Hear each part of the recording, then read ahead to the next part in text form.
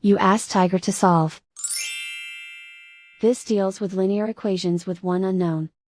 The final result is x equals 1. Let's solve it step by step. Group all x terms on the left side of the equation. Subtract 5x from both sides. Group like terms. Simplify the arithmetic. Group like terms. Simplify the arithmetic.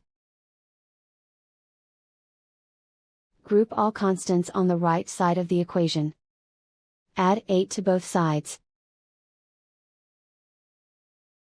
Simplify the arithmetic.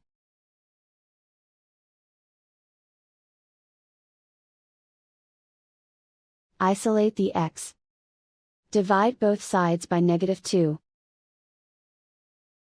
Cancel out the negatives. Simplify the fraction. Cancel out the negatives. Simplify the fraction. And so the final result is x equals 1.